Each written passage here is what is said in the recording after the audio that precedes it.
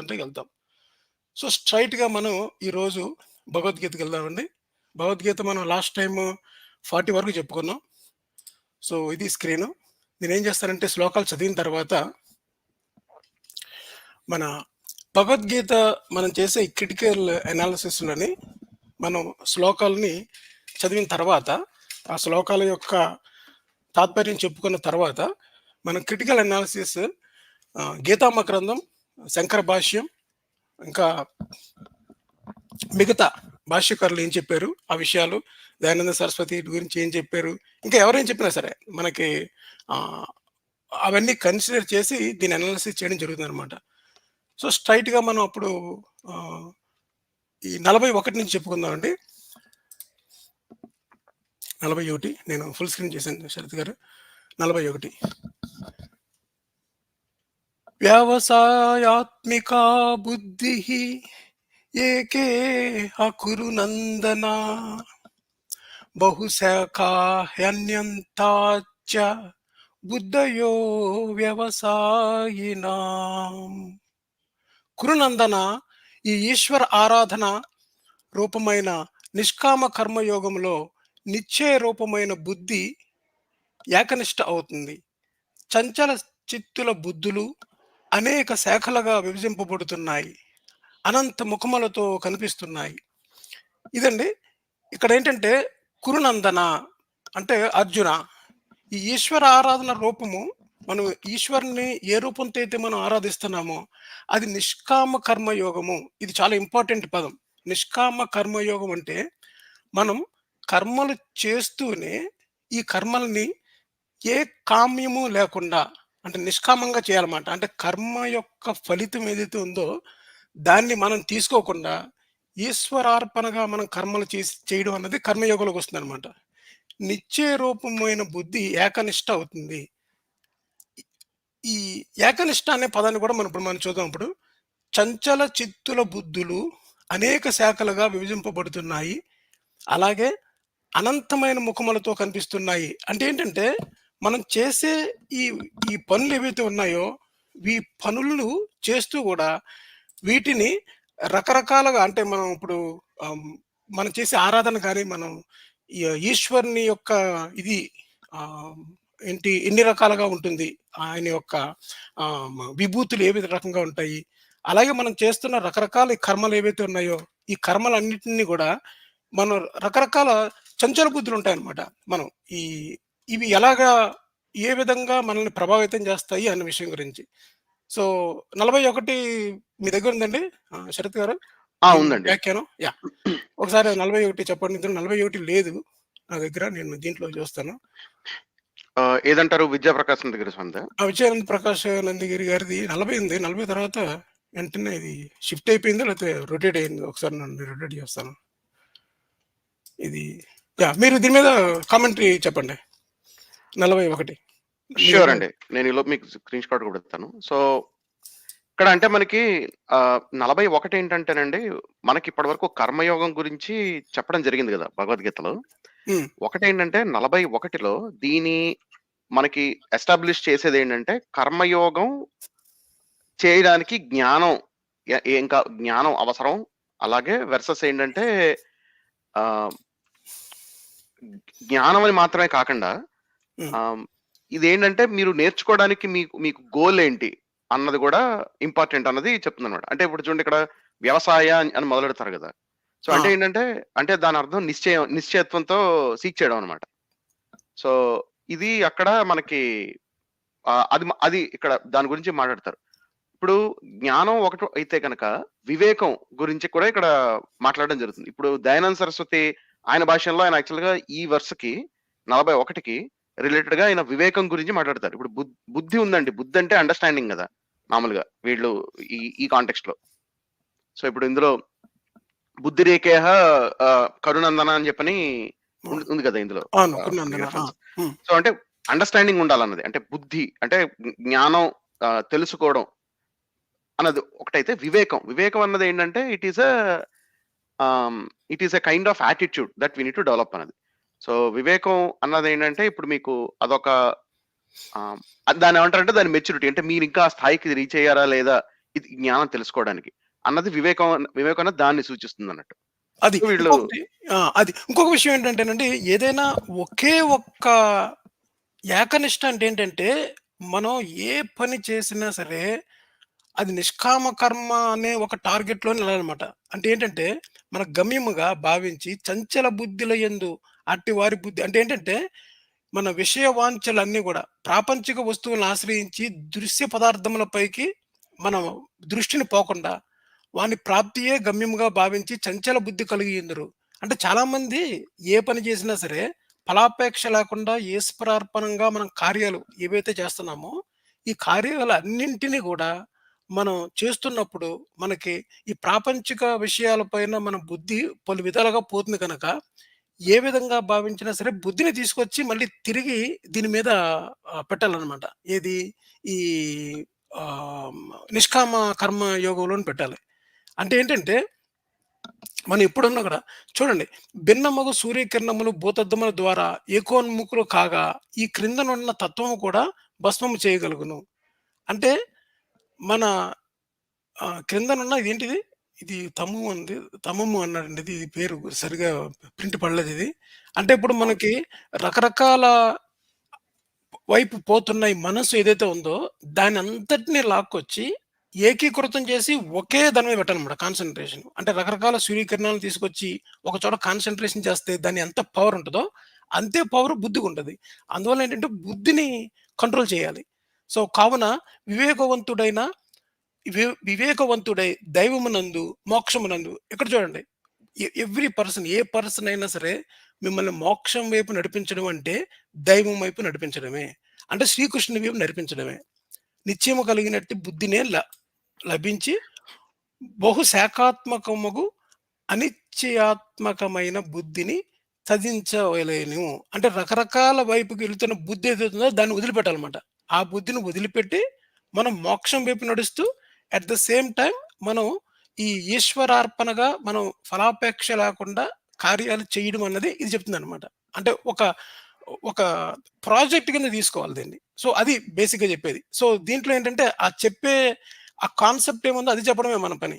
తర్వాత దీంట్లో ఎక్కడన్నా అంటే ఇదొక ఫిలాసఫీ అండి. ఈ ఫిలాసఫీని అర్థం చేసుకోవాలనుకుంటే ముఖ్యంగా 3 అర్థం చేసుకోవాలి. ఈ భగవద్గీత స్ట్రక్చర్‌ని స్టార్టింగ్‌లో మేము చెప్పాం. ఏం చెప్పామంటే ఇది 3 షట్కాలుగా విభజింపబడింది. ఒకటేమో కర్మ షట్కం, 2 భక్తి షట్కం, 3 జ్ఞాన షట్కం. ఇదంతా కర్మ షట్కం అన్నమాట. మనం చేసే కర్మలు ఎలా చేయాలి? మీరు మోక్షం వైపు ఎలా ప్రయాణించాలి? అని శ్రీకృష్ణుడు చెప్తున్నాడు. సో, ఓకే అండి. సో, దీని తర్వాత ఏంటంటే ఈ 42, 43, 44 ఈ 3 గిట్లకి ఒకేసారి చదువుదామండి. ఎందుకంటే ఈ వ్యాఖ్యానాలు గూడా అన్నీ 3 కలిపే ఉన్నాయి. మీరు ఈవెన్ గీతా మకరందం చూసుకున్నా సరే. ఓకే. కంటిన్యూ‌గా చదువుదాం ఇది.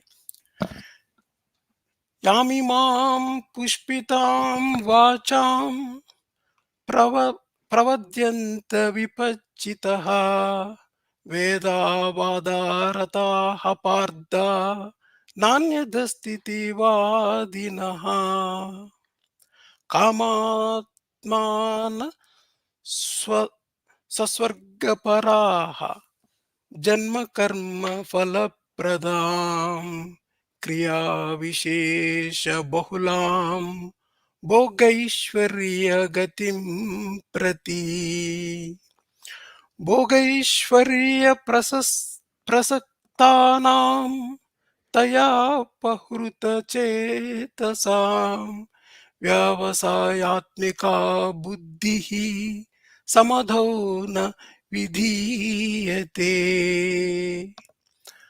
పార్థ, అవివేకులైన వారు వేదము చెప్పిన కర్మలను ప్రశంసించుటలో ఎక్కువగా ఇష్టపడుతున్నారు. స్వర్గాది ఫలములకు కారణమైన యజ్ఞయాగాది కర్మలు కాకుండా మరి ఒకటి ఏదియూ లేదని వారి ఉద్దేశము. వారు స్వర్గాన్ని కోరుకునే మనస్తత్వము కలవారు. జన్మము అను ఫలమును ఇచ్చేవి, భోగైశ్వర్యమును ఇచ్చేవి ఆయా క్రియా కలాపములను వారు మెచ్చుకుంటారు. ఎవరి యొక్క మనస్సు అయితే ఇట్టి మనోహర వాక్యములందు లగ్నమగుచున్నదో, భోగైశ్వర్యములను ఆసక్తితో అనుభవించుచున్నదో, వారి అంతఃకరణములలో నిశ్చయాత్మకమైన బుద్ధి ఎన్నటికీ స్థిరముగా ఉండదు. ఇది చాలా ఇంపార్టెంట్ అండి. అంటే ఎక్కువ మంది ఎవరైతే ఈ వేదములు చెప్పిన కర్మల్ని ప్రశంసిస్తున్నారో, ఈ 3 శ్లోకాలు కూడా వేదాల్లో ఉన్న కర్మకాండకి వ్యతిరేకం. వ్యతిరేకం అంటే ఏంటంటే, ఆ చేసే కర్మకాండలు ఏవైతే ఉన్నాయో, ఆ కర్మకాండలు ఒక కామ్య బుద్ధితో చేసినప్పుడు వ్యతిరేకం. కానీ చాలా తెలివిగా శ్రీకృష్ణుడు ఏం చెప్తాడంటే, చాలామంది ఈ చేసే కర్మలు ఏవైతే ఉన్నాయో, వాటిని మనం ప్రశంసించడానికి ఎక్కువగా ఇష్టపడుతున్నాం. అంటే ఏంటి? ఈ యాగం చెయ్యి, ఈ పుత్రకామేష్టి యాగం చెయ్యి, నీకు పుత్రుడు కలుగుతాడు. అశ్వమేధ యాగం చెయ్యి, నీకున్న ఈ దీనికున్న ప్రతిబంధకాలు ఏవైతే ఉన్నాయో అవి నీకు తొలుగుతాయి. సో, ఫలానా వాజ్పేయి యాగం చెయ్యి, నీకు ఇంకోటొస్తది. అలాగే నువ్వు చండీ యాగం చెయ్యి, ఇంకోటొస్తది అని ఈ కర్మలని ప్రశంసించడంలోనే ఎక్కువ మనం ఇష్టపడుతుంటామాట. ఉదాహరణకి దశరథుడు చేసిన పుత్రకామేష్టి యాగము, అశ్వమేధ యాగం లాంటియనమాట. ఈట్లికి కారణాలేంటంటే, ఒకటేమో ఈ పుత్రకామేష్టి యాగం వేరు. కొన్ని కొన్ని యాగాలు స్వర్గాది ఫలములకు కారణమైన యజ్ఞ యాగాది కర్మలు కాకుండగా మరి ఒకటి ఏదియూ లేదని వారి ఉద్దేశ్యము. అంటే మనం చేసే వేదాల్లో చెప్పిన చాలామంది చూడండి, వేదాల్లో జంతు బలులు లేవంటారు కదా! వేదాలలో ఉన్న జంతు బలులు దేవతలని తృప్తిపరచడానికి మనం చేసే ఈ యాగాలు ఏవైతే ఉన్నాయో, అవన్నీ గూడా నీకు స్వర్గంలోని నీకు స్వర్గ సుఖాలని అనుభవించడం కానీ, లేకపోతే భోగైశ్వర్యములు. భోగైశ్వర్యములంటే మనం ఇహలోకంలో భోగించదగ్గ, అలాగే మనకి ఐశ్వర్యయుక్తమైన ఏ కర్మలైతే ఉన్నాయో, వాటిని క్రియాకలాపములను వారు మెచ్చుకుంటున్నారు. అంటే ఈ పని చెయ్యి నీకు ఫలితం వస్తుంది అన్నదని మెచ్చుకుంటున్నారన్నమాట. కానీ శ్రీకృష్ణుడు ఏం చెప్తున్నాడంటే, ఈ మనస్సులు ఇటువంటి మనోహరమైన ఈ గొప్పగా ఉన్న వాక్యములు అంటే ఏంటంటే, ఈ అట్రాక్టివ్ ఈ వర్డ్స్ ఏవైతే ఉన్నాయో దీంట్లోని, వీటిని మనం ఆసక్తితో అనుభవించుచు అంతఃకరణం కరణాల్లో నిశ్చయాత్మకమైన బుద్ధి, అంటే మన మనస్సుల్లో మన టార్గెట్ ఇంతకుముందు చెప్పాం. మన గోల్ అంతా దేని మీద ఉండాలి అంటే నిష్కామ కర్మ మీద ఉండాలి. మనం చేసే కర్మలన్నీ ఎలా ఉన్నాయి? ఈ వేదాల్లో చెప్పిన కర్మలు. అంటే ఇక్కడ చెప్పాలంటే ఇండైరెక్ట్‌గా శ్రీకృష్ణుడు వేదాల్లో ఉన్న కర్మకాండల్ని పూర్తిగా విమర్శిస్తున్నాడనమాట. అంటే మీరు మోక్షం వైపు నుంచి ట్రాక్ తప్పుతున్నారు. ఎందుకు తప్పుతున్నారు అంటే, యజ్ఞయాగాదులు వేదాల్లో చెప్పిన కర్మల్ని చేయడం ద్వారా మీరు మీ రీచ్‌ని, మీ గోల్‌ని రీచ్ అవ్వలేరనమాట. సో, ఇదండి మెయిన్ నేను చెప్పే బ్రీఫ్ ఏమంటారు అనాలిసిస్. సో, దీనికి మీరు మిగతా ఆహ్, మ ఎడిషన్స్ యాడ్ చేయండి. ష్యూర్ అండి. అంటే దీంట్లో ఇక్కడ ఏంటంటారంటే మనకి ఎక్స్‌క్యూజ్ మీ 42, 43 కూడా మీరు కలిపి చూసుకున్నాం అనుకోండి. ఇక్కడ తెలిసేదేంటంటే మనకి ఒకటి ఇక్కడ శ్రీకృష్ణుడు ఏమంటాడంటే సీకర్ అంటే ఎవరైతే ఉంటారో, ఎవరైతే నేర్చుకోవాలని ప్రయత్నిస్తున్నారో వాళ్ళకు ఉండవలసింది వ్యవసాయాత్మిక బుద్ధి అని చెప్పని ముందు 41లో మనకి చెప్పారు కదా! అంటే ఏంటంటే ఇప్పుడు ఇది ఇది లేని వాళ్ళు అవిపశ్చితులు అంటే అవిపశ్చితులు అని చెప్పని మనకి డిఫరెన్షియేషన్ ఇక్కడ చేస్తాడు శ్రీకృష్ణుడు. ఇక్కడ ఏంటంటే చేసేది విపశ్చితులు అంటే చూడగలిగేవాళ్ళు, అంటే విషయం ఏమిటన్నది అంటే క్లారిటీతో చూడగలిగేవాళ్ళు. అవిపశ్చితులు అంటే చూడలేని వాళ్ళు. అంటే ఇక్కడ అవిపశ్చితులు అంటే నమ్మకం లేని వాళ్ళు కాదు, అంటే నాస్తికులు కాదు. అంటే ఇన్ ద సెన్స్ ఏంటంటే వేదాలని ఒప్పుకోని వాళ్ళు మాత్రమే కాదు. ఎందుకంటే ఈ అవిపశ్చితుల్లో వీళ్ళు వేదాలను ఒప్పుకుంటారు, కానీ వీళ్ళు వేదాల్లోని ఆత్మజ్ఞానం ఏదైతే ఉందో దాన్ని మిస్ అవుతారని చెప్పి, అంటే దాన్ని పట్టించుకోరని చెప్పని. పట్టించుకోకుండా వీళ్ళు అనేది ఏంటంటే మీరు ఇందాక చెప్పినట్టు వీళ్ళు ఈ వేదాల్లో ఉన్న క్రతువులు ఇవన్నీ చేస్తూ ఉంటారు. యూనో అయితే చేయడం వల్ల ఏమవుతుంది అంటే అది ఒకటి సరిపోదని. ఇప్పుడు దానివల్ల ప్రాబ్లం ఏమవుతుందంటే అంటే ఆత్మజ్ఞానం వైపు ఓరియంట్ అవ్వకుండా, అంటే వ్యవసాయాత్మక బుద్ధి ఆత్మజ్ఞానం వైపు అదేంటే ఏకత్వం అని ముందు 41లో చెప్పారు కదా, ఏకబుద్ధి అని చెప్పని. అటు పెట్టకుండా, అంటే దాని చుట్టూ దానికోసమని కేంద్రీకరించకుండా, దాని మీద కాన్సన్ట్రేట్ చేయకుండా, దాన్ని గోల్ కింద పెట్టుకోకుండా ఎవరైతే వేదాల గురించి వేదాల్లో మిగతా విషయాలు మాట్లాడడం, దాని క్రతువులు చేయడం చేస్తారో చేసి మిగతా వాళ్ళు కూడా కన్విన్స్ చేస్తారు వాళ్ళు. ఇందులో ఇందులో ఇందులో ఈ ఈ 43లో రాస్తాడు కదా, 42-43లో మీకు యాం ఇమాం పుష్పితం వాచం ప్రవదంతి అని చెప్పని మెన్షన్ చేస్తారు. అంటే ఫ్లవరీ వర్డ్స్ చెప్తారని చెప్పని, అంటే పువ్వు చాలా అందమైన మాటలు మాట్లాడతారు అని చెప్పని, ప్రసిద్ధ వాక్కుకి వీళ్ళు బాగా ఫేమస్ గా వీళ్ళు చేస్తూ ఉంటారు అని చెప్పని. సో దీనివల్ల ఏమవుతుందంటే, దీనివల్ల ఉపయోగం లేదని చెప్పని ఈ వర్స్ లో మనకి ఇక్కడ ఏంటంటే శ్రీకృష్ణుడు చెప్తాడు. ఇక్కడ అండర్లయింగ్ ఐడియా ఏంటంటేనండి, ఇక్కడ ఇప్పుడు కర్మలు చేస్తున్నారు అనుకోండి ఎవరన్నా సరే, దానికి కాన్సిక్వెన్స్ ఏంటంటే, ఇంకో జన్మ రావడం అనేది. సో అయితే కర్మఫలాలు మీకు ఏవైతే వస్తాయో, ఆ కర్మఫలాలు అలా మొత్తం అన్ని మీకు అక్యుములేట్ అయిపోతాయో, సో మీరు దాని కనుక బ్రేక్ చేయలేకపోతే, మనం బ్రేక్ చేయలేకపోతే కనుక ఈ ఆత్మజ్ఞానం అనేది రాదు అనేది ఇక్కడ జనరల్ ఐడియా అన్నమాట. సో అందుకని ఇక్కడ చూడండి, జన్మ కర్మ ఫలప్రద అన్న టైప్ లో చూడడం అనేది ఉపయోగం లేదని ఇతను అనేది. సో వచ్చే జన్మలో నువ్వు ఎలా పుడతావు అని ఏవైతే పలుకుతారో వీళ్ళే, ఈ అవిపశ్చితులు ఎవరైతే వేదాలని పట్టుకుని మాట్లాడే వాళ్ళే చేస్తారో, అది దానివల్ల ఉపయోగం లేదని, అంటే దానివల్ల జ్ఞానం ఏం పెరగదని అన్నదే ఐడియా అనమాట.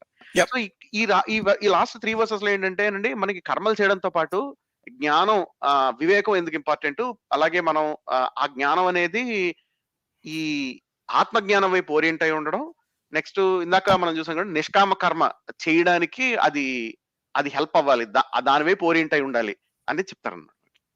ఓకే, థ్యాంక్ యూ అండి.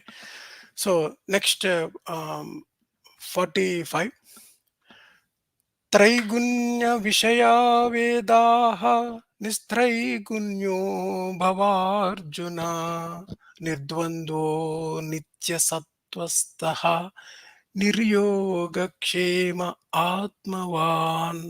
అర్జున, కర్మకాండాత్మకమైన వేదము త్రిగుణాత్మకము, సకామ విషయకము. నీవు నిష్కాముడవై కర్మలను ఆచరించు, ద్వంద్వరహితుడుగా ఉండు, సత్వగుణము కలిగి ఉండు, యోగక్షేమాలను విడిచిపెట్టి ఆత్మజ్ఞుడువు కమ్ము. కరెక్ట్, మీరు చెప్పింది ఏంటంటే, ఇంతకుముందు మనం ఈ కాండ నుంచి మనం జ్ఞానం వైపు ఎలా ప్రయాణించాలి అని చెప్పడానికి శ్రీకృష్ణుడు ఇది ఒక బ్రిడ్జ్ అనమాట ఈ రెండిట్లకి. అంటే ఈ కర్మకాండాత్మకమైన వేదాన్ని, త్రిగుణాత్మకము అంటే ఏంటంటే సత్వ రజో తమో గుణాలు ఏవైతే ఉన్నాయో వాటి నుంచి కూడా బయటపడాలన్నమాట, వాటికి అటాచ్ అయి ఉండకూడదు. తర్వాత ఏంటంటే మనం నిష్కాముడవై కర్మలను ఆచరించాలి, ద్వంద్వరహితుడు. ద్వంద్వము అంటే ఏంటంటే మనకి 2 రకాలు ఉంటాయి అన్నమాట. ఒకటంటే శీతోష్ణము అంటారు, అంటే శీతలము ఉష్ణము, వీటి నుంచి మనం బయటపడాలన్నమాట. ఈ శీతోష్ణ, అలాగే సుఖ దుఃఖాల నుంచి కూడా మనం బయటపడాలి. సో మనకి ఈ సుఖ దుఃఖాల నుంచి, శీతోష్ణ స్థితి నుంచి, ఈ రెండిటిని కూడా వాటిని లేకుండా, అంటే ఏంటంటే ఈ విషయాలు మనకి ఏ ఈ కష్ట సుఖాలు ఉన్నాయో రెండింటిని కూడా ఒకే విధంగా తీసుకునేలాగా, అంటే మనకి పెద్ద డిఫరెన్స్ ఉండదన్నమాట. ఓకే, ఒకసారి మనకి బాగా ఎండలు ఎక్కువ ఉన్నాయని చెప్పేసేసి, అలాగే మనకి బాగా చలి పెడుతుందని, ఈ ఈ శరీరానికి కలిగే సుఖ దుఃఖాలు ఏమున్నాయో, ఈ మనకు ఒక్కొక్కసారి చాలా నిర్వేదంలో ఉంటాం, ఒక్కొక్కసారి చాలా పెయిన్ఫుల్, మనకి ఏమంటారు, మానసికంగా మనం చాలా కృంగిపోయి ఉంటాం అనమాట. ఈ రెండిటిని కూడా పక్కన పెట్టి, మనకి మన బుద్ధికి ఈ కష్ట నష్టాలు ఏదైతే కలుగుతున్నాయో ఆ రెంటిని పక్కన పెట్టి, మనం ఒకే ఈ నిష్కామ కర్మ అనే దాంట్లోని ఈ మన చుట్టూ ఉన్న వాళ్ళ యోగక్షేమాలు ఏమీ పట్టించుకోకుండా ఉండి ఒకే సత్వగుణాలు ఉండాలి. చూడండి, యాక్చువల్గా కర్మకాండాత్మకమైన వేదము త్రిగుణాత్మకము. ఈ కర్మలను చేయడం ఏదైతే ఉందో దాంట్లో 3 రకాల గుణాలు ఉంటాయి. అందుకనే మనకి కర్మకాండంలోని తమో గుణంతో చేసే కొన్ని క్రతువులు కూడా ఉంటాయన్నమాట. అలాగే సత్వగుణంతో కూడా చేసే ఉంటాయి. సత్వగుణంతో చేసే క్రతువులు ఎలా ఉంటాయంటే, మనం చేసే కర్మల్ని ఈ ప్రపంచానికి, ఈ లోకానికి ఒక ఏమనాలంటే ఒక బెనిఫిట్ గురించి మనం చేసి ఇచ్చేవి, అంటే మనమేమి బెనిఫిట్ పొందమాట. అందువల్ల సత్వగుణం. ఇక్కడ నేను కంప్లైంట్ చేసేది ఏంటంటే, శ్రీకృష్ణుడు చాలా తెలివిగా చెప్పాడు అన్నది. శ్రీకృష్ణుడు కర్మకాండాలను అన్నిటిని వదిలిపెట్టి జ్ఞానం వైపు ప్రయాణించాలని చెప్పిన కర్మల్ని పూర్తిగా డిస్కనెక్ట్ చేయడం అనమాట. అంటే మన కర్మలు కాదు, ఈ క్రతువుల్ని ఈ మనం చేసే ఈ కర్మకాండలో ఉన్న కొన్ని యజ్ఞయాగాదుల్ని పూర్తిగా డిస్మాంటిల్ చేయడు. అంటే అవి ఉంచుకుంటూనే నువ్వు జ్ఞానాన్ని ఎలా సంపాదించాలని చెప్తాడనమాట. అంటే ఒక విధంగా ఇండైరెక్ట్‌గా వాటిని క్రిటిసైజ్ చేస్తూనే, వాటి మీద ఎక్కువ మనసు పెట్టొద్దు అని చెప్తూనే, జ్ఞానం వైపు తీసుకెళ్ళడానికి ఇది ఒక ప్రయత్నం అనమాట. యాహ్! 45 చెప్పండి. అవునండి. అంటే ఇక్కడ ఇక్కడ ఏంటంటేనండి, అంటే మీరు మనం శంకర భాష్యం చూసినా, దయానంద సరస్వతి శంకర ఆదిశంకరుడు దీని గురించి ఏం చెప్పాడని చూసినా సరే, ఇక్కడ మీరు ఇందాక అన్నట్టు ఇది బ్రిడ్జ్ అన్నమాట. మీరు జ్ఞానాన్ని వీజవి కర్మని ఎట్లా చూడాలి అని చెప్పని. ఎందుకంటే ముందు మనకి చెప్పిన దాంట్లో ఏంటంటే కర్మలు చేయడం మీద కాదు ధ్యాస. అంటే కర్మలంటే వేదాల్లో ఏవైతే యజ్ఞాలు, యాదాలు ఇవన్నీ ఉన్నాయో, ఈ కర్మకాండలు అవి వాటి క్రతువులు చేయడం మీద ధ్యాస కాదు, ఉండవలసింది వివేక బుద్ధి ఉండాలి. అదేమో ఆత్మజ్ఞానం వైపు ఏకత్వంతో ఏమంటారు అది ఓరియంట్ చేసుకుని ఉండాలి అనేది ఐడియా కదా, అది ప్రిఫేస్ కదా. అంటే ఓవరాల్ గా ఎవరైతే ఆత్మ జ్ఞానులు ఉన్నారో, జ్ఞానం పొందాలని అనుకుంటున్నారో, అంటే అర్జునుడు కూడా చెప్తాడు, అంటే నువ్వు ఇప్పటిదాకా ఇది చేయలేదు కానీ నువ్వు ఈ రకంగా ఓరియంట్ చేసుకుంటేనే నీకు ఆత్మజ్ఞానం లభిస్తుంది అని చెప్పని. సో ఇక్కడ చెప్పేది ఏంటంటేనండి, ఇక్కడ మీరు ఇందాక అన్నట్టు వేదాల్లో ఉన్న క్రతువులకి కాస్త లెజిటిమైజేషన్ ఇవ్వడం అనేది ఇక్కడ మళ్ళీ చేస్తాడు కృష్ణుడు ఈ వర్స్ లో. ముందు వరుసలో అదంతా వేస్ట్ అని అన్నట్టు మాట్లాడినా.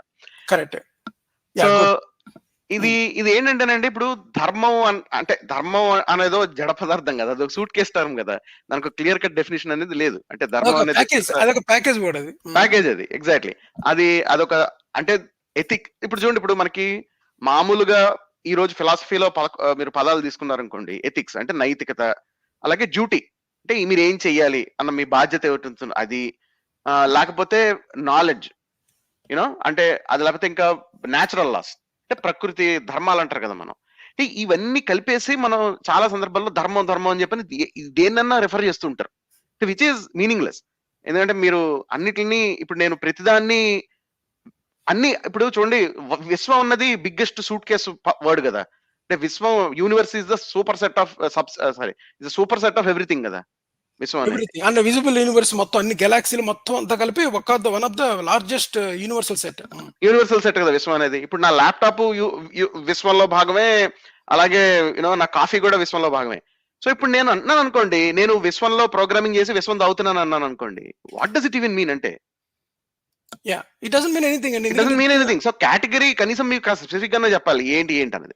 కాబట్టి ధర్మం అనేది మీకు ఇక్కడ ధర్మం తో జీవనం అనేది బతకాలి అన్నది చాలా బ్రాడ్ వర్డ్. అది దానికి ఒక స్పెసిఫిక్ మీనింగ్ అంటూ ఏమీ లేదు. కాబట్టి దానికి ఇష్టం వచ్చినట్టు వ్యాఖ్యానం అనేది చాలా మంది రాస్తూ ఉంటారు, ఎలాగంటే అలా చెప్తుంటారు అనమాట దాని గురించి.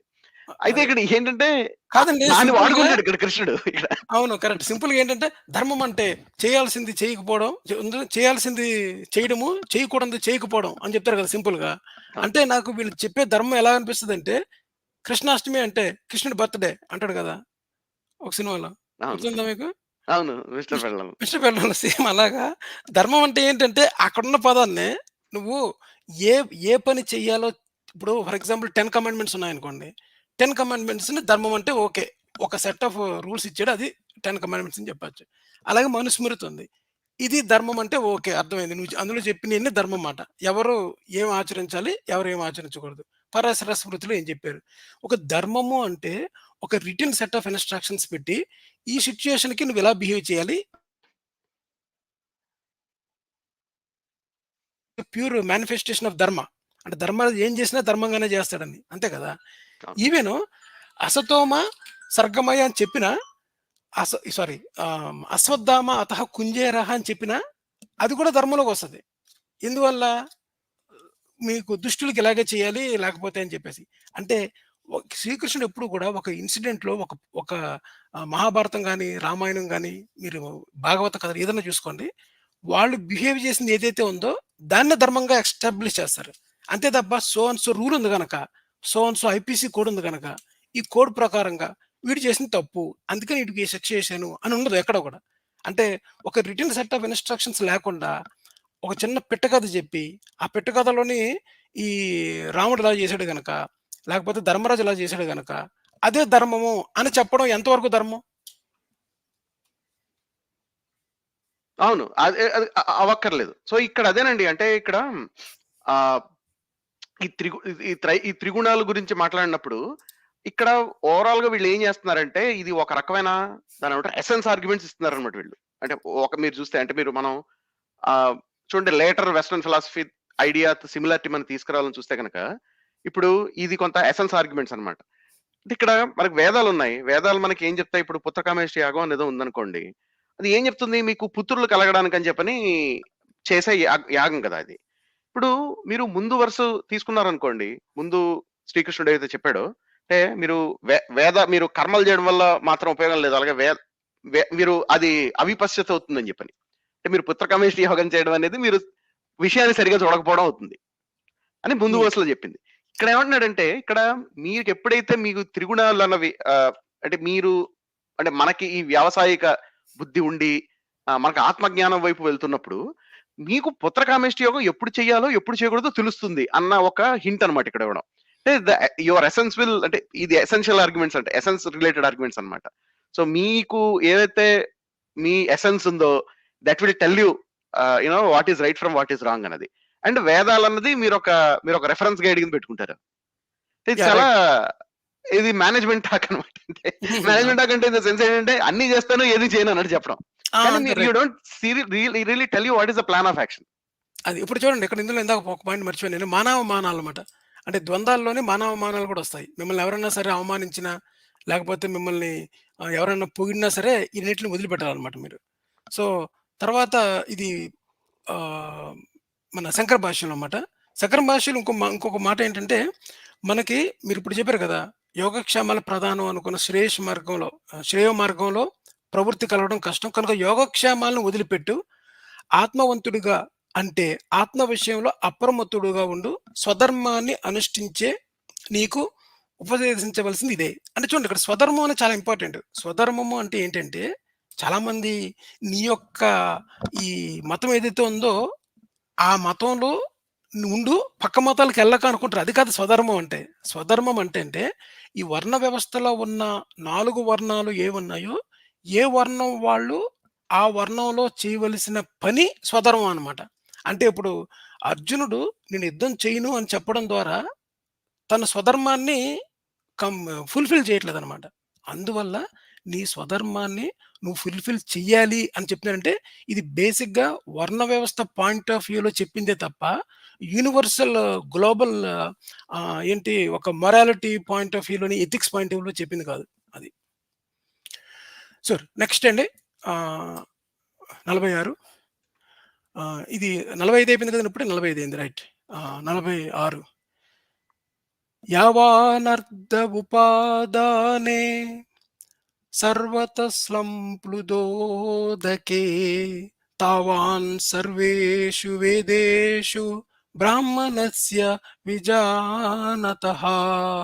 అంతటా నీరు నిండి ఉండగా తక్కువ నీరు గల చెరువులు బావులు ఎంత ప్రయోజనమునిచ్చునో బ్రహ్మనిష్ఠుడు జ్ఞాని అయిన వానికి సమస్త వేదములు అంతే ప్రయోజనాన్నిస్తాయి. ఇక్కడ బేసిక్‌గా ఏం చెప్తున్నారంటేనండి, మీకు ఎప్పుడన్నా సరే చిన్న బావిలో ఎంత ప్రయోజనం ఉంటదో, అంత వ్యాపించిన జలాశయంలోని అంతే ప్రయోజనం ఉంటుంది. అంటే మీకు మీ రిక్వైర్మెంట్‌కి సరిపోయే అంత నీరు ఉన్నా గాని, అలా కాకుండా ఇంకా చాలా పెద్ద జలాశయం గాని ఉందనుకోండి, అంతే ప్రయోజనం ఉంటది. అంటే వేదోక్త కర్మల వలన బ్రాహ్మణుడికి ఎంత ప్రయోజనము కలుగుతుందో, అలాగే పరమాత్మ జ్ఞానం వల్ల కూడా అంతే ప్రయోజనం కలుగుతుందనమాట. దీనికి చాలా వివరణ అవసరము. ఏం చెప్తారంటే, ఇప్పుడు లోకంలో చిన్న చిన్న జలాశయాలుంటాయి. అందులో స్నానము, పానము మొదలైనవి సమకూరుతాయి. అంటే మీకు డే టు డేకి కావాల్సిన రిక్వైర్మెంట్స్ అన్నీ దాంతో నిండిపోతాయన్నమాట. కానీ మనం వేదోక్త స్వకర్మల వల్ల ప్రయోజనం కలుగుతుందో అది పరమార్థం. అంటే ఆ పరమార్థం తెలిసిన సన్యాసికి విజ్ఞానం అనే నీరు అంతటా నిండి ఉండి మొత్తం అంతా కల్పిస్తుంది. అంటే మనకేంటంటే కొన్ని క్రతువులు చేయడం వల్ల కొన్ని ప్రయోజనాలు సిద్ధిస్తున్నాం అనుకుంటామో, అలాగే మనకి పూర్తిగా ఈ పరమార్థం తెలిసిన సన్యాసి ఎవరైతే ఉన్నారో వాళ్ళకి మొత్తం ప్రయోజనం కలగాలంటే విజ్ఞాన ఫలంలో కర్మ ఫలం అంతర్భిస్తుంది. అంటే జనులు ఏ సత్కర్మలు ఆచరించినా వాటి ఫలము పరబ్రహ్మము తెలిసిన అతనికి చెందుతాయి. అంటే అది శృతి అనమాట. ఇవన్నీ చాందోగ్యోపనిషత్తులో ఉన్నాయి. సారీ, నేను మీకు పెట్టలేదనుకుంటది. ఇది శంకర భాష్యం అండి. అన్నది చాందోగ్యోపనిషత్తులో ఇది శృతి. స్వకర్మలు విశేషంగా నిశ్శేషంగా స్వకర్మలు నిశ్శేషంగా జ్ఞానం కలగడంతో పరిసమాప్తి చెందుతాయి. నిశ్శేషంగా అంటే ఏంటి, కర్మలు ఇంకేమి చేయడానికి ఇంకేమి ఉండవనమాట. అప్పుడు జ్ఞానం వైపు ప్రయాణిస్తాం మనం అని కూడా అంటాడు. ఓకే. తర్వాత కనుక జ్ఞాననిష్ఠులకు అధికారం ప్రాప్తించక పూర్వం కర్మల యందు అధికారి అయిన వాడు బావి, చెరువు వంటి అల్ప ప్రయోజనమిచ్చే కర్మలు చేస్తూ ఉండవలసిందే. అంటే మీ యొక్క గోల్ ఒక యూనివర్సల్ గోల్, పెద్ద గోల్ అయిందనుకోండి. అంటే జ్ఞానం సంపాదించాలి, ఇయన్నీ చిన్న చిన్నవి మానేసి. లేకపోతే మనం ఎంతసేపు ఈ బావుల చుట్టూ, చెరువుల చుట్టూ తిరిగి, ఈ చిన్న చిన్న క్రతువులు, లేకపోతే మనకి పుత్రకామేష్టి యాగం. అసలు పుత్రకామేష్టి యాగం చేయాల్సిన పనేంటి దశరథుడికి ఇన్ ద ఫస్ట్ ప్లేస్‌లో? ఎందుకంటే పుత్రులు కావాలి. అసలు పుత్రులు ఎందుకు కావాలి? పుత్రులు ఎందుకు కావాలి అంటే, మనకి పున్నామి నరకం నుంచి తప్పించడానికి మీరు పైలోకాలకి ఎళ్ళాలి అంటే, పుత్రుడు లేకుండా మీ యొక్క ఈ లైఫ్ ఫుల్‌ఫిల్ అవ్వదనమాట. అందుకనే పుత్ర కామేష్టి యాగం ఉంది. పుత్రికా కామేష్టి యాగం లేదు. అది పిల్లల మీద ప్రేమతో చేసింది కాదు. అది ఆ పుత్ర కామేష్టి యాగం దేనికి చేసిందంటే, తనకు తానుగా ఉద్ధరించుకోవడం కోసం, తనకు తానుగా ఈ లోకం నుంచి ఇంకో లోకానికి. ఈవెన్ అర్జునుడి బాధ కూడా అదే. భగవద్గీత మొట్టమొదటి దాంట్లోని మనకి పితృకార్యాలు ఏమి చెయ్యరు గనక మనం స్వర్గానికెళ్ళము. మనం ఒక చోట స్టక్ అయిపోతాము. అందువల్ల నేను యుద్ధం చేయనని చెప్తాడనమాట. అంటే స్త్రీలందరూ కూడా ఈ వక్ర మార్గాన్ని చేయడం ద్వారా వాళ్ళు పుట్టే సంకరంలో వచ్చిన పిల్లలు ఎవరైతే ఉన్నారో, ఈ పిల్లలెవరో కూడా మనకి పితృకార్యాలు చేయరు గనక స్టక్ అయిపోతాం. అదే విధంగా ఈ చిన్న చిన్న బావులు, చెరువులు వంటి అల్ప ప్రయోజనం ఇచ్చే కర్మలు చేస్తూ ఉండిపోతారనమాట. కానీ మనం చేయాల్సింది ఏంటంటే, శ్రీకృష్ణుడు చెప్పేది, మనం ఈ స్వకర్మలు నిశ్శేషంగా జ్ఞానం కలగడంతో పరిసమాప్తి చెందుతాయి. సో, మనం చేయాల్సిందేంటంటే, ఈ ఈ ఈ కర్మలని ఈ పాయింట్ ఏమి పెట్టుకోకుండా ఓవరాల్‌గా ఒక ఆహ్, ఒక వైడ్ రేంజ్ ఆఫ్ ఒక జలాశయం, పెద్ద జలాశయం ఉంటే ఎక్కడికెళ్ళినా సరే మనకి దాని నుంచి మనం ఫలితం పొందుతామన్నమాట. సో, ఆ విధంగా ఒక మ వైడెన్ చేయడానికి మన దగ్గర ఉన్న ఈ చిన్న చిన్న కామ్యకర్మలతో సంతృప్తి పడకుండా, ఈ పెద్ద మోక్షం అనే వైపు చేస్తే, నీవు చిన్న చిన్న వాటిల ద్వారా వచ్చే ఫలితాలు ఏదైతే ఉన్నాయో, అవన్నీ కలిపి మీకు ఒకే పెద్ద దాంట్లో వచ్చేస్తాయన్నమాట. అది దీని యొక్క సారాంశం. మీరు చెప్పండి. మనకి ముందు వరుసలో మనకి నిస్త్రయ గుణ గురించి మాట్లాడారు కదా! అంటే హ్మ్. ఈ 3 గుణముల నుంచి బయటకొచ్చిన ఎసెన్స్ ఎసెన్స్ ఆర్గ్యుమెంట్ ఎక్స్‌టెండ్ చేశారు కదా! ముందు వరుసలో మనకి ఎట్లాంటి ఎసెన్స్ ఉన్నప్పుడు మనకి వేదాలనేవి కేవలం అంటే వేదాలను కేవలం మనం చాలా కన్‌ఫైన్డ్‌గా చూస్తాం అని మనకు అర్థమవుతుంది. అంటే ఒక ఎగ్జాంపుల్ దయానంద సరస్వతి ఇచ్చేదేంటంటే ఇక్కడ ఐ థింక్ శంకరుడు ఇచ్చేదే. దయానంద సరస్వతి ఉటంకించేది ఏంటంటే తిరిగి చెప్పేదేంటంటే ఈ పుత్రకామేష్టి యాగం గురించి. ఇప్పుడు మీకు గనక అంటే ఈ ఈ ఇఫ్ మీ ఎసెన్స్ కనుక ఈ నిస్త్రయ గుణాలు ఏవైతే ఉన్నాయో దాని నుంచి కనుక మీరు ఫ్రీడమ్ పొందుంటే, దాని నుంచి కనుక బయటకు వచ్చేసుంటే, అప్పుడు మనకి ఆటోమేటిక్ గా అర్థమవుతుంది. ఇది ఎప్పుడు చేయాలి, డాక్టర్లు ఎప్పుడు కన్సల్ట్ చేయాలి, అదంతా అయిపోయిన తర్వాత అప్పుడు దీనికి రావాలా వద్దా అన్న ఒక వివేకం అనేది వస్తుంది అని మనకి ఏదైతే ముందు చెప్పారో. మనకి ఎవరో కామెంట్ చేశారండి, ఎసెన్స్ ఆర్గ్యుమెంట్స్ కావని. ఇవి ఎసెన్స్ ఆర్గ్యుమెంట్స్, వీటిని ఎసెన్స్ ఆర్గ్యుమెంట్స్ అని అంటారు ఫిలాసఫీలో. మీకు తెలియకపోతే చదువుకోండి. ఇప్పుడు ఈ వర్స్ లో ఏం చేస్తారంటే, వీళ్ళు దీనికి అది ఇప్పుడు దీన్ని ఇంకా ఎక్స్టెండ్ చేస్తారు. అంటే ఎప్పుడైతే మనకి ఈ ఈ త్రిగుణాల నుంచి అలాగే ఈ ద్వంద్వం ఏదైతే ఉందో ఇందాక మనకి చెప్పారో, హ్మ్. అలాగే యోగక్షేమాల బయట నుంచి ఆలోచిస్తారు. మన ఎసెన్స్ అనేది ఈ 3 క్వాలిటీస్ నుంచి బయటికి బియాండ్ అవుతుందో, అది బ్రహ్మజ్ఞానం వైపు మనకి ఆత్మజ్ఞానం వైపు వెళ్తుంది. వెళ్ళి సర్వం మనకు అర్థమవుతుంది అన్నది, సర్వం మనకి తెలుస్తుంది అన్నది. అది తెలిసినప్పుడు ఏమిటంటే మనకి వేదాల్లో పెద్ద ఏం కనబడదని వీళ్ళనేది. అంటే మొత్తం తెలిసిన వాడికి ఆ ఏంటంటే ఒక పెద్ద వరదలో చిన్న పిలకల వల్ల ఎంత ఉపయోగమో, వేదాల వల్ల కూడా అంతే ఉపయోగం ఉంటుందని చెప్పని. అంటే ఒక రకంగా అనేది. సో ఇక్కడ అంటే ఇది కొంత సేల్స్ పిచ్ అండి. అంటే ఏంటంటే ఇక్కడ కొంత భగవద్గీత వర్సెస్ వేదాలు అన్న ఒక ఆ కంటెన్షన్ ఏదైతే నడిచిందో ఇప్పటిదాకా, దాన్ని కొంత వీళ్ళు రిజాల్వ్ చేయడానికి ట్రై చేశాడు అనమాట కృష్ణుడు ఇక్కడ. చూడండి ఇప్పుడు వేదాలు చాలా క్లియర్‌గా ఉంటాయి. క్లియర్‌గా ఉంటాయంటే నా ఉద్దేశ్యం ఏంటంటే, వేదాల్లోని ఫిలాసాఫికల్ బెంట్ ఉన్నదల్లా ఏంటంటే, మీకు ఇది కావాలంటే ఇది ఇది చేయండి అన్నట్టు ఉంటుంది. మీకు యజ్ఞాలు, యాగాలు అనేవి they are suppose to deliver things to you. అంటే కదా! అదొక మెను. అదొక మెన్యూ టైప్ అనమాట. అంటే రెసిపీ మెన్యూ అది. రెసిపీ ఒక మెన్యూ టైప్ అంటే ఏంటంటే ఇది గనక రైట్ రెసిపీలోని నువ్వు ఇది ఆర్డర్ చేస్తే నీకు ఈ ఫలితం వస్తది. నువ్వు ఇది ఆర్డర్ చేసావంటే ఈ ఫలితం వస్తది అని ఒక టాబ్లెట్ ఫార్మ్ ఉంటదనమాట. కానీ వేదాల్లో ఉన్న కర్మకాండం ఒకటుంది. అదే విధంగా మనకి అరణ్యకాలున్నాయి. ఆ తర్వాత వచ్చిన ఉపనిషత్స్ ఏవైతే ఉన్నాయో, ఉపనిషత్స్‌లో ఉన్న ఈ జ్ఞానకాండ ఏదైతే ఉందో దాని వైపు చెప్పడానికి అంటే వేదాల్లో అందుకనే శ్రీకృష్ణుడు ఇక్కడ ఒక టైప్ ఆఫ్ డైలమాలో పడ్డాడనమాట. ఈవెన్ శ్రీకృష్ణుడికి కూడా చాలా కష్టం వీటిని ఖండించడం. ఎందుకంటే శ్రీకృష్ణుడు ఈ ఈ బ్రాహ్మణ ఈ బ్రాహ్మణ మతానికి వ్యతిరేకం అయిపోతాడు. పూర్తిగా ఖండిస్తే. అందుకని చూసారా చెప్పి చెప్పనట్టు అంటాడు కదా! మొన్న సారి మనం పెట్టాం ఒకటి జోక్ అలాగా. చెప్పి చెప్పనట్టుగా ఈట్లి మీద మీరు ఎక్కువ కాన్సంట్రేషన్ చేయండి. చేస్తే చేయండి. చేస్తే మీరు ఈట్లి బెనిఫిట్ ఈ ఫలితాలను తీసుకోకుండా నిష్కామకర్మంగా వాటిని చేసేయండి. చేసి బయటకొచ్చేసేయండి. బయటకొచ్చిన తర్వాత ఈ జ్ఞానం వైపు ప్రయాణించండి అని చెప్పడానికి ప్రయత్నిస్తున్నాడనమాట. పూర్తిగా నిర్ద్వందంగా ఈట్లి వల్ల ఉపయోగం లేదు. ఈటిని చేయకండి అని చెప్పలేకపోతున్నాడు. అవును. చెప్పలేకపోతున్నాడు. సో, అనేది ఇప్పుడు, ఇప్పుడు కృష్ణుడు అనేదేంటంటే, మీరు గనక అంటే బ్రహ్మజ్ఞానం అనేది ఇంకా బెటర్ మార్గం. అది అది అది మీరు అది గనక మీకు వస్తే, ఇంక వేదాలను మీకు పెద్ద ఇన్‌కాన్సిక్వెన్షియల్ ఇవి మీకు అని చెప్తున్నాడు. సో, ఇప్పుడు యాక్చువల్‌గా అంటే దీన్ని మీకు ఆహ్, ఎవళ్ళకి వాళ్ళు వాళ్ళ దగ్గర మార్చుకున్నారు. ఇప్పుడు ఇస్కాన్ ఉందనుకోండి. ఇస్కాన్‌లో ఎట్లా చెప్తారంటే, ఇప్పుడు ఇప్పుడు వాళ్ళ మార్గం ఏదైతే ఉందో, ఆ భక్తి ఏదంతా ఉందో, దాన్ని వాళ్ళు అట్లాగే జస్ట్ వేస్తారు. మీరు ఇందులో గనక మీరు ముదిరిపోతే, మీకు ఇవన్నీ పిచ్చ జుజుబీలా అనిపిస్తాయి మిగతావన్నీ అన్నట్టు చెప్తారు. సో, ఇదే అన్నమాట ఐడియా ఇక్కడ. So, yeah! మా దారిలో గనక మీరు వస్తే మిగతావన్నీ మీకు మిగతావన్నీ జుజుబీ అన్న టైప్‌ది ఇదన్నమాట. అదేదో యాహ్! సినిమాలో వాడు పాడతాడుగా United Nations anthem. US is the United Nation Kazakh anthem పాడతాడుగా బోరాత్ సినిమాలో. Kazakhstan is the best country. All other countries are run by little girls అని చెప్పని. సో ఆ హ్మ్. యాటిట్యూడ్ లో వస్తాం అనమాట. అంటే సో ఇప్పుడు మీరు కనుక ఈ మార్గంలో ఉంటే ఈ మార్గం వల్ల మిగతావన్నీ పిచ్చ లైట్ అన్నమాట. మిగతావన్నీ జుజుబిల్లా కనబడతాయని ఇక్కడ చెప్పేది. రైట్. సో ఇది ఒక రకమైన సేల్స్ పిచ్ ఇది. యాక్చువల్ గా అండి ఇక్కడ ఒక చిన్న ఇంట్రెస్టింగ్ థింగ్ మిగతా before we move to next verse. ఇది you can spin this in anyway. ఇప్పుడు ఈ ఐడియాని ఎట్లాగైనా స్పిన్ చేయొచ్చు.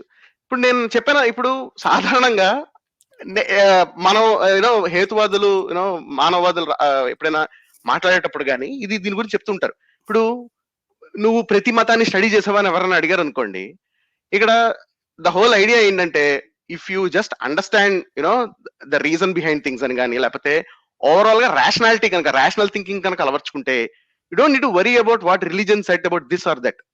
అంటే ఏంటి, మీరు మన కనుక ఇప్పుడు అట్ ద సేమ్ టైం ఇప్పుడు మారల్ ఫిలాసఫీ మనకి ఐడియా ఉందనుకోండి, అంటే జనరల్ కాంటెంపరీ మారల్ ఫిలాసఫీ ఏంటన్నది మనకి మనకి తెలిసినప్పుడు you don't need to worry about what this religion said about what some religion said about something. ఎందుకంటే అవి నీకు చాలా ఇన్కాన్సిక్వెన్షియల్ గా అనిపిస్తాయి. ఎందుకంటే ఆ ఐడియాస్ అనేవి చాలా ప్రిమిటివ్ గా అనిపించవచ్చు ఇన్ టర్మ్స్ ఆఫ్ మొరాలిటీ కానీ. అలాగే అలాగే సైంటిఫిక్ ఐడియాస్ కూడా. ఇప్పుడు ఇప్పుడు there is no need to read religious scriptures to understand anything really. ఎందుకంటే ఈ రోజున ఏదైతే మీరు స్కూల్లో కనుక శ్రద్ధ పెట్టి క్లాసుల్లో నిద్రపోకుండా తిన్నగా చదివి టెక్స్ట్ బుక్ లో ఉన్నవి చదివితే కనుక you will understand, you will get a lot of common sense. మనకు వచ్చి డెవలప్ అయ్యే కామన్ సెన్స్ అనేది it is way at a higher level than what any religion can offer in many ways. So దీని అట్లా కూడా so ఇక్కడ మనం ఎట్లా ఇప్పుడు జనరల్ గా దీన్ని ఎట్లా స్పిన్ చేయొచ్చు అంటే, మీరు గనక what ever society is teaching you కాస్త బెటర్ సొసైటీలో కాస్త జనరల్ గా వెల్ రన్ సొసైటీలో, ఒక మోడర్న్ సొసైటీలో సమాజం ఏది టీచ్ చేస్తుందో స్కూలింగ్ నుంచి అది కనుక ఫాలో అయితే, అది కనుక అది కనుక ఇంబైబ్ చేసుకోగలిగితే you will be a better person than what. అప్పుడు ఈ రిలీజన్స్ అన్ని చాలా ఇన్కాన్సిక్వెన్షియల్ గా అనిపిస్తాయి. సో రిలీజన్ అనేది వేస్ట్ ఆఫ్ టైం అనిపిస్తుంది అనమాట. So it's in the same way we can understand it. So అందుకనే ఏంటంటే ఇక్కడ హేతుబద్ధంగా ఆలోచించడం అన్నది అది వివేక బుద్ధి అవుతుంది. If you just carry this idea in to the realm of reason. ఈ సెంట్రీ ఒక పాయింట్ పెట్టాడు. అదేంటంటే రేషనలిస్టులు భగవద్గీత చదువుతున్నారా? సూపర్. ఏంటి వీళ్ళ జోక్ ఇంటర్ప్రిటేషన్స్ నిజంగా కామెడీ అంట. యాక్చువల్‌గా భగవద్గీత ఒక మేనేజ్‌మెంట్ ట్రైనింగ్ బుక్ అని, భగవద్గీతని సూపర్ అసల అది కాదని పెద్ద జాకిలు పెట్టి పైకి లేపారు కదా! ఎవరిని లేపుతారు? శ్రీకృష్ణుడిని పైకి లేపుతారు. భగవద్గీతని పైకి లేపుతారు. అసలు భగవద్గీతలో ఏదుందో చదవాలి అంటే హేతువాదే సరైన పర్సన్ అండి. ప్రవచనకర్తలు గాదు. భగవద్గీతలో నిజంగా ఏముందో చెప్పేది హేతువాదే. సో, ఆ ప్రయత్నం వాళ్ళకి కామెడీగా ఎందుకు అనిపిస్తుందంటే, ఎప్పుడైతే భగవద్గీతలో వీళ్ళనుకున్నయి లేవు అన్న విషయాన్ని మనం చెప్పామో, భగవద్గీత నీ డ్యూటీ నువ్వు చెయ్యి, ఫలితాన్ని ఆశించకని చెప్పలేదు. భగవద్గీత ఆ మాట చెప్పలేదు. అది తప్ప మిగతాయన్ని చెప్పింది. అని చెప్పడమే ఈ క్రిటికల్ అనాలిసిస్ యొక్క ముఖ్య ఉద్దేశం మాట. అందులో మీకు కామెడీగా ఎందుకు అనిపిస్తుందంటే, ముందు కళ్ళమ్మట నీళ్లొస్తాయి. ఆ తర్వాత ఇలాంటి పిచ్చి పిచ్చి కామెంట్‌లొస్తాయి. అది. ముందు అంటే వీళ్ళు అనుకున్నంత డెప్త్ ఏం లేదు భగవద్గీతలో. రైట్. సో ప్రవచనకారులు ఏం చేస్తారంటే వాళ్ళ మసాలాలు యాడ్ చేస్తారు ఒకటి. రెండేంటంటే ఆబ్వియస్లీ నేను మొదటిసారి భగవద్గీత చదివినప్పుడైతే ఆహ్, నేను నేను 3 సార్లు చదివాను అనుకోండి ఇప్పటివరకు. కానీ బట్ మొదటిసారి చదివినప్పుడైతే అబ్బా! ఇంత ఫిలాసఫీ ఉందా దీంట్లో అని అయితే ఏం అనిపించలేదు. ఎందుకు? అప్పటికి నాకు ఆల్రెడీ కొంత కొంత మోరల్ ఫిలాసఫీ ఐడియా ఉంది కాబట్టి. సో ఇప్పుడు ఇదంతా ఇదేనండి. ఇప్పుడు చూడండి పారడైస్ లో మాత్రమే బిర్యానీ తిన్నారనుకోండి అదే బిర్యానీ అనుకుంటారు. అని అన్ని రకాల బిర్యానీ శాంపుల్ చేశారనుకోండి అప్పుడు తెలిసిపోతుంది ఇది వేస్ట్ పారడైస్ బిర్యానీ అసలు బిర్యానీ కాదని చెప్పి. అవును. So it's in the same way. ఇప్పుడు భగవద్గీతను పొగిడే వాళ్ళందరూ ఏం చేస్తారంటే వాళ్ళు ఏంటంటే జనరల్ గా వాళ్ళ వాళ్ళ వాళ్ళ బ్యాక్గ్రౌండ్ ఎలా ఉంటుందంటే వాళ్ళు ఏం చదవరు వాళ్ళకి అంటే they don't have any understanding of contemporary moral philosophy కానీ యూజువల్ ఫిలాసఫీ ఏది చదవలేదు వాళ్ళు. This is the only thing that they have done. So అవును. అందుకని ఏంటంటే అబ్బో ఇదే చాలా అద్భుత తోపు అన్నట్టు అనిపిస్తుంది. అదే ఇప్పుడు ఈ సెంట్రీ పెట్టాడు కదా! ఏమన్నాడు? కామెడీ షో అన్నాడు కదా! అందుకని మనం ఈ క్రిటికల్ అనాలిసిస్ పేరు చేసి ఫస్ట్ హాఫ్ అన్ అవర్ మన దాంట్లో కామెడీ షో ఉంటదండి. ఆ కామెడీ షో ఏంటంటే Bhagavad Gita critical analysis itself is a comedy show. ఎవరైతే కామెడీ షో అనుకుంటున్నారో. సో, ఇప్పుడు ఈ కామెడీ షోలో నెక్స్ట్ లాస్ట్ శ్లోకం చదువుతాను. ఓకేనా? యప్. ఓకే. కర్మణ్యేవాధికారస్తే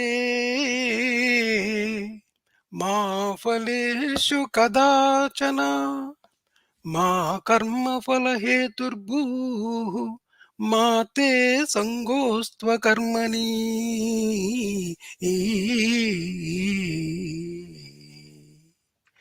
కర్మలను ఆచరించుట ఎందే నీకు అధికారము కలదు కానీ వాని ఫలితము పైన లేదు. నీవు కర్మఫలములకు కారణము కారాదు. అట్లని కర్మలను చేయుట మానరాదు. భగవద్గీత మొత్తంలోని ఒక పిల్లర్ లాంటిది, ఒక ఫౌండేషన్ లాంటిది. భగవద్గీత మొత్తం అంతా గూడా ఈ సాంఖ్యయోగం దేని మీదైతే స్టాండ్ అయ్యుందో అటువంటి శ్లోకం మాటది. ఈ శ్లోకంలో శ్రీకృష్ణుడు ఏం చెప్తున్నాడనంటే, నీవు కర్మలను ఆచరించుట యందు నీకు అధికారము కలదు గాని, ఈ అధికారముకు చూసుకోండి. ఈ అధికారం అంటే ఏం కాదు. నీ స్వధర్మాన్ని చెప్పి, నీ ధర్మము అంటే బ్రాహ్మణులకైతే బ్రాహ్మణులు, క్షత్రియులకైతే క్షత్రియులు, వైశ్యులకైతే వైశ్యులు, శూద్రులకైతే శూద్రులు.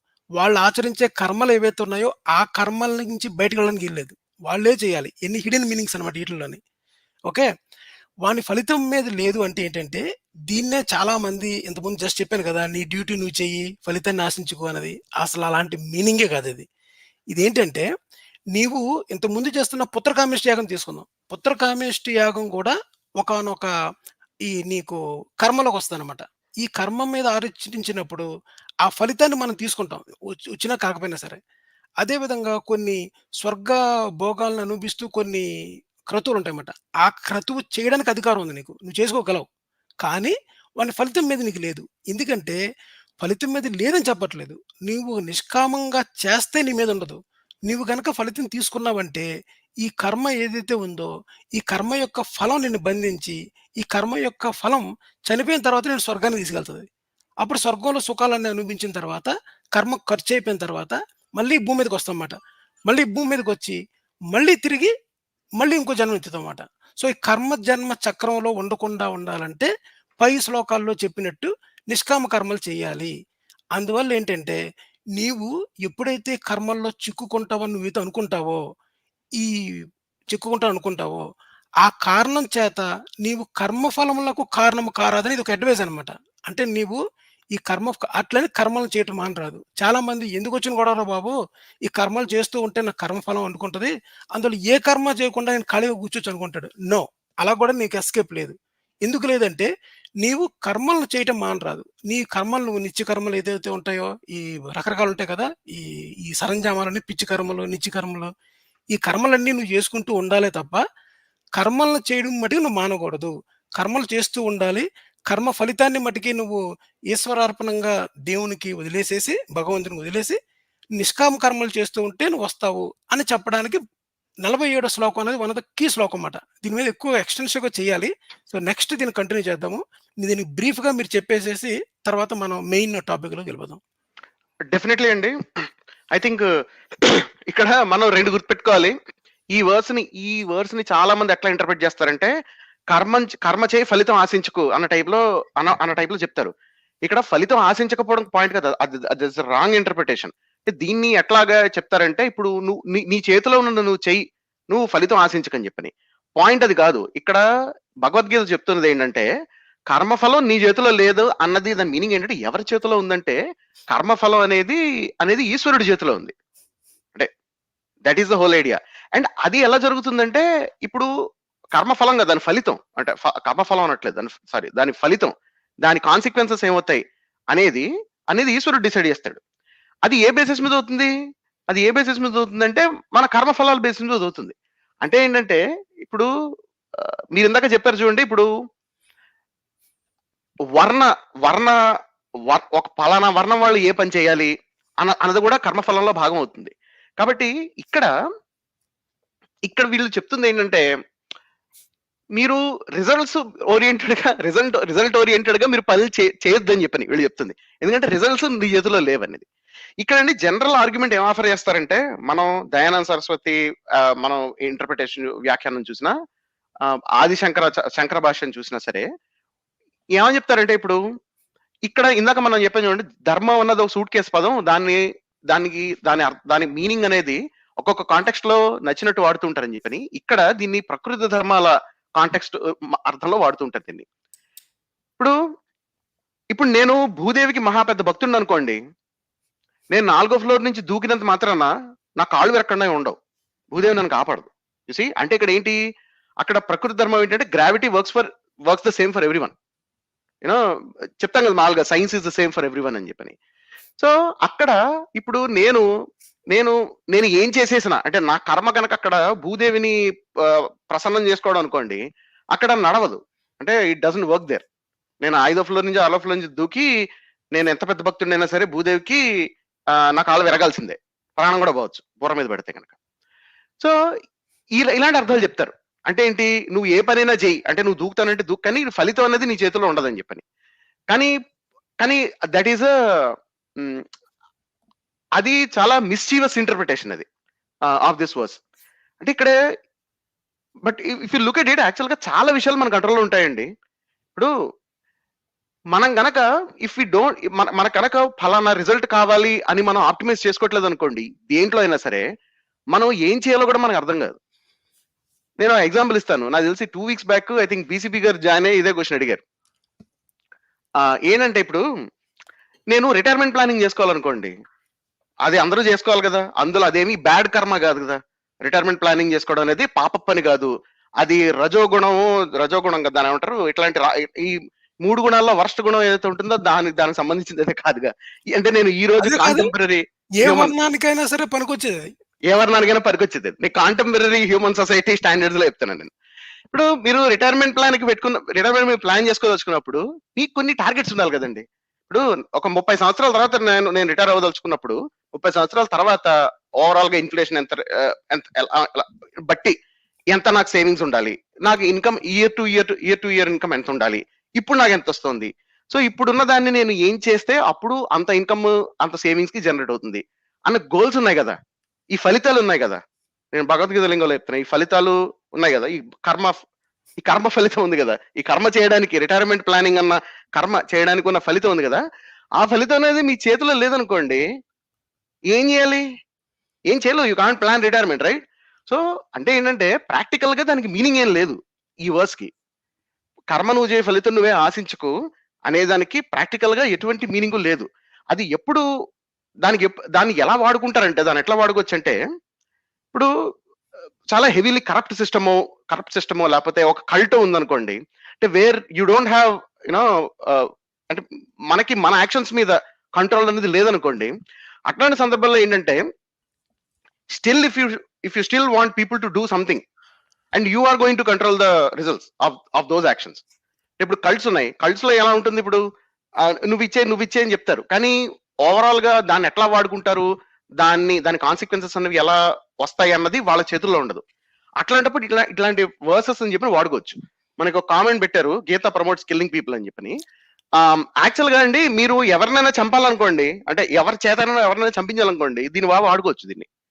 ఇది నువ్వు చేయి, దీని ఫలితం గురించి ఆలోచించకని చెప్పాను, దీని కాన్సిక్వెన్స్ గురించి ఆలోచించకని చెప్పాను. ఇప్పుడు ఎవరో అనుకుంటున్నారు అనుకోండి, ఇప్పుడు నేను కనుక గాంధీ లాంటి వాళ్ళని చంపేస్తే ఏమవుతుంది ఫ్యూచరు అంటే, ఇప్పుడు నేను ఒక ఫ్రీడమ్ స్ట్రగుల్లో ఒక చాలా కీలక పాత్ర పోషించిన వాళ్ళని, దేశం మొత్తాన్ని ఒకే తాటిపై తీసుకొచ్చి ఈ నేషనలిజం, ఇప్పుడు జాతీయవాదం అని చెప్పని వైలెన్స్ ప్రమోట్ చేస్తున్నారు, కానీ ఇప్పుడు గాంధీ తీసుకొచ్చిన జాతీయవాదం అనేది ఇట్స్ నాన్ వైలెంట్. సో అట్లాంటి నేషనలిజం తాటి మీద తీసుకొచ్చిన వాళ్ళని చంపేయడం అనేది దాని ఫార్ రీచింగ్ కాన్సిక్వెన్స్ ఉంటాయి కదా అని నేను అడుగుతున్నాను అనుకోండి. నాకు చెప్పారు అనుకోండి, నువ్వు చంపేస్తే బాగుంటుంది గాంధీ అని నేను అడిగాను అనుకోండి, అట్లాగా అప్పుడు ఈ కోటి చెప్పారనుకోండి నాకు, నువ్వు నీ డ్యూటీ చేయి, ఫలితం గురించి ఆలోచించుకో, ఫలితం నీ చేతుల్లో లేదని చెప్పని, that is a good brainwashing, right? That access good brainwashing. So అంటే ఏంటి, ఈ వర్స్ ని మీరు రిటైర్మెంట్ ప్లానింగ్ వాడుకోలేరు. That is what I'm saying. అంటే పనికొచ్చే పనులకైతే మీరు ఎక్కడైతే మీరు ఆలోచించి, మీరు ఫలానా రిజల్ట్ నాకు కావాలి, ఫలానా ఈ పారామీటర్స్ లో నాకు రిజల్ట్ కావాలి అని ఆప్టిమైజ్డ్ గా మీరు డెసిషన్ మేకింగ్ చేసే దాంట్లో ఈ వర్స్ అనేది దానికి వ్యతిరేకంగా పనిచేస్తుంది. ఇప్పుడు పనామా కాలువ బ్రిడ్జ్ కట్టాలనుకోండి, ఈ శ్లోకం పనిచేయదు. ఇప్పుడు అసలు ఏ పని చేయాలన్నా పనిచేయదండి. ఇప్పుడు మీరు చూడండి, నేను ఒక ఎగ్జాంపుల్ చెప్తా. ఆ మధ్య ఒక 10 సంవత్సరాల క్రితం ఎంతో హైదరాబాద్ నుంచి షిరిడి వెళ్తున్న బస్సు ఒకటి అక్కడ పడిపోయింది. అక్కడ పడిపోయి చాలా మంది చనిపోయారు. ఒక 3-4 తప్పితే బస్సులో ఉన్న వాళ్ళందరూ, మిగతా వాళ్ళందరూ చనిపోయారు. వాళ్ళందరూ తెలుగు వాళ్ళే యాక్చువల్గా. ఇప్పుడు ఫర్ ఎగ్జాంపుల్ అది నేను వదిలేసాను అనుకోండి, ఆ తీర్థయాత్రకి వెళ్తూ పోయారు, అది దేవుడు తీసుకెళ్లిపోయాడు అని చెప్పని అన్నాను అనుకోండి. అంటే ఇట్లాంటి వెర్సులు నేను పెట్టుకుని నేను చాలా సినికల్ గా నేను దాన్ని ఇంటర్ప్రిట్ చేశాను అనుకోండి, that is actually very bad and that is non productive. ఇప్పుడు అలా కాకుండా నేను ఎమర్జెన్సీ ఫెసిలిటీస్ కనుక ఎమర్జెన్సీ ఫెసిలిటీస్ యాక్సెస్ టైం కనుక తగ్గించగలిగాను అనుకోండి, జనరల్ గా ఇప్పుడు ఎక్కడైనా సరే ఒక యాక్సిడెంట్ అయింది అనుకోండి, ఎక్కడైనా ఫోన్ చేసిన వెంటనే, ఎవరన్నా చూసి ఫోన్ చేసిన వెంటనే ఎమర్జెన్సీ సర్వీసెస్ అందు ఒక 4-5 minutes లో, ఈవెన్ లెస్ దాన్ దట్ వచ్చేస్తాయి చాలా చాలా చోట్ల. యాక్చువల్ గా వచ్చి మీరు ఇమ్మీడియట్ గా ట్రై చేయగలిగితే వాళ్ళలో చాలా మంది కాపాడబడతారు. ఏంటి, వాళ్ళ కర్మఫలం నుంచి వాళ్ళని యాక్చువల్ గా లాగేసాం మనం, వెనక్కి లాగేసి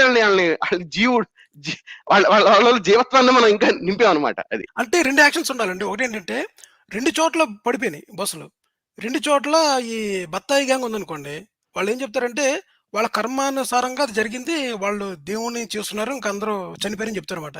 కానీ దాన్ని మీరు చేంజ్ చేయాలంటే, ఒక ప్లేస్ ఏలో ఒక యాక్సిడెంట్, ప్లేస్ బిలో 2 బస్సులు ప్లేస్ బిలో పడిపోయినాయి అనుకోండి, ప్లేస్ బికి కనుక మీరు ఎమర్జెన్సీ సర్వీసెస్ ని పంపించి వాళ్ళని కాపాడినట్లయితే, మళ్ళీ బత్తాయి గ్యాంగ్ ఏం చెప్తుందంటే వాళ్ళు చేసుకున్న పుణ్యఫలమే వాళ్ళని కాపాడింది అంటారు.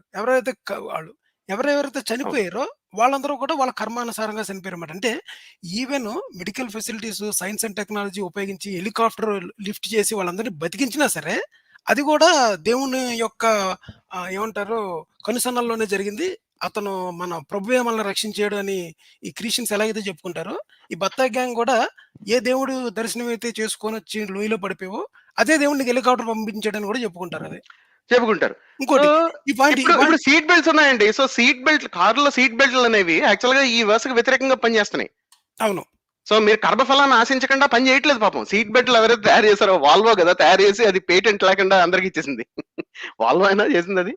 Yeah, so you see this. అంటే యాక్చువల్ గా దీనికి వ్యతిరేకంగా వెళ్ళడం వల్లే హ్యూమన్ సొసైటీ అనేది ప్రోగ్రెస్ అయింది. అవును. మన పర్యావరణ కాన్సిక్వెన్సెస్ ఏంటంది కాపాడుకోవడంలో. ఇప్పుడు కార్ యాక్సిడెంట్స్ ఉన్నాయండి, మనం వింటుంటాం. ఇండియాలో సీట్ బెల్ట్ పెట్టుకోపోవడం వల్ల ఎన్ని వీడియోస్ ఉంటాయో. సీట్ బెల్ట్ బీప్ ఇస్తుంది కాబట్టి అదేదో క్లిప్ పెడతారు బెల్ట్ పెట్టుకోకుండా, అది ఆపడానికి బీప్. సో ఇట్లాంటి బిహేవియర్, అంటే కర్మ చేసి, అంటే డ్రైవింగ్ అనే కర్మ చేయడం, దాని ఫలితం మన చేతుల్లో లేదు, ఆశించకపోవడం అనే యాటిట్యూడ్ అనేది ప్రాణాలు తీసేస్తుంది కదా. ఎవడైతే హెల్మెట్ పెట్టుకోవడం, ఎవడైతే సీట్ బెల్ట్ పెట్టుకోవడం, వాడు గొయ్యి ఆడే తవ్వుకుంటున్నాడు. వాడి కర్మఫలం వాడు వాడు వాడు వాడు బేసిక్‌గా వాడి చేతిలో పెట్టుకోదలుచుకోవట్లేదు. అది సో ఈ అది లాస్ట్ అది పాయింట్. చూసి అది చేస్తే ప్రాణాలు పోతాయి బేసిక్‌గా. అవును. మోక్షానికి వాళ్ళ దగ్గరికెళ్ళిపోతారు. సో ఈ పాయింట్ అట్లాంటి వినండి. సిట్యుయేషన్. ఇది క్లోజింగ్ ఆర్గ్యుమెంట్ మాట ఇది. యాక్చువల్‌గా ఏంటంటే క్లాసిక్ బత్తాయిలు ఎలాగ ఆలోచిస్తారు అనేది మన జో రూట్ చెప్పాడు. చూడండి జో రూట్ ఏం చెప్పాడంటే, భగవద్గీత ఎటువంటి మనస్తత్వంతో చదివితే ఆ రకంగా అనిపిస్తుంది. స్పోర్ట్స్ పర్సన్ చదివితే టీమ్‌ని ధర్మబద్ధంగా ఎలా గెలిపించాలి అని అర్థమవుతుంది. ఇంతకుముందు మీరు చెప్పారు కదా! ఏది ఇప్పుడు మహాత్మా గాంధీని చంపాలి అని చెప్పేసేసి మన గాడ్సేకి చెప్పామనుకోండి భగవద్గీతని. ఇప్పుడు భగవద్గీతని అనుసరించి గాడ్సే మహాత్మా గాంధీ గారిని లేపేస్తాడు. ఓకే. ఇప్పుడు ఒక దొంగ ఉన్నాడనుకోండి. ఒక దొంగ అంటే ఒక బాగా ఒక ఒక టెర్రరిస్ట్ ఉన్నాడనుకోండి. అంటే ఏ మనస్తత్వంతో చదివితే ఆ మనస్తత్వం వాళ్ళకి ప్రబోధిస్తుంది అంటే నిజంగా భగవద్గీత చెప్పేది మంచా చెడా? ఇప్పుడు కన్ఫర్మేషన్ బయాస్‌ని యాక్చువల్‌గా పెంచుతుందని మీనింగ్. అంతే కదా! ఇప్పుడు ఒక బుక్ ఒక సెట్ ఆఫ్ టెర్రరిస్టులు ఉన్నారనుకోండి. ఆళ్ళకి భగవద్గీత ఇచ్చేస్తే వాళ్ళ వర్ణం ప్రకారం అంటే టెర్రరిజం అనేది ఒక వర్ణం అనుకుందాం. కొత్త వర్ణం. వాళ్ళ వర్ణం ప్రకారంగా ధర్మాన్ని నిలబెట్టడమే. ఇప్పుడు ఈ ధర్మరక్షక ఛానెల్స్ అందరూ ఉన్నారు కదా! ఇప్పుడు వీళ్ళేం చేశారు? అవసరమైతే ఈ భగవద్గీత 700 శ్లోకాల్లోని ఇంకో శ్లోకాన్ని జొప్పించి, ధర్మహింస తదైవచ అనే ఒక ఎక్కడా లేని ఒక పదాన్ని దాంట్లో యాడ్ చేశారు కదా! ఈళ్ళు. హ్మ్. సేమ్ అది కూడా నీకు ప్రూవ్ చేస్తది కావాలనుకుంటే. సో, అది క్రిటికల్ అనాలిసిస్ అంటే. నేను బత్తాయి మనస్తత్వంతో చదివితే భగవద్గీత ఒక పెద్ద బత్తాయి బుట్టలా కనిపిస్తది. అది నేను జెప్పేది. సో, మనం చెప్పిన పాయింట్‌నే ఇంకో పాయింట్ ఆఫ్ వ్యూలో చెప్పాలని చెప్పి ఇరుక్కున్నాడది. ఎవరు అవును. చదివితే అలా కనిపిస్తుంది అంటే అదే డేంజర్ ఆఫ్ ది బుక్. ఈ book why we call it as a most dangerous book అన్నదాన్ని ఇప్పుడే కాదు ఇంకా మధ్యలో ఎస్టాబ్లిష్ చేయాల్సొస్తది. ఎందుకు ఇది ఇనీషియల్‌గా సాంఖ్యయోగం గనక అసలు ఈ ఫిలాసఫీ ఇట్‌సెల్ఫ్ ఈస్ రాంగ్ అని చెప్పడం క్రిటికల్ అనాలిసిస్ అనమాట. మ ఈ ఈ ఈ సెంట్రీ అనేవాళ్ళు మన ఫస్ట్ వచ్చారో తెలీదు గానీ కొద్దిగా కష్టంగా ఉంటది. ఎందుకంటే ఇటువంటి క్రిటికల్ అనాలిసిస్ భగవద్గీత మీద వినడం మొదటిసారనమాట. ఎంతసేపు మీరు చాగంటి గారి ప్రవచనాలు, లేకపోతే సామవేద షణ్ముఖ శర్మ గారి ప్రవచనాలు వినడం ద్వారా ఏంటంటే భగవద్గీత అంటే ఇలాగే ఉంటదనుకుంటారు. నో. భగవద్గీత ట్రూ కలర్స్ ఎలాగుంటాయి, ఆ బెటర్ టేస్ట్ ఎలాగుంటది అన్నది క్రిటికల్ అనాలిసిస్ అనమాట. అందులో ఎవరు మిస్ అయిపోకండి. 'సెంట్రీ' నువ్వస్సలు మిస్ అవ్వద్దు. నీకు first half an hour comedy show. మా వోళ్ళు మిగతా వాళ్ళందరికీ కూడా క్రిటికల్ అనాలిసిస్ భగవద్గీత.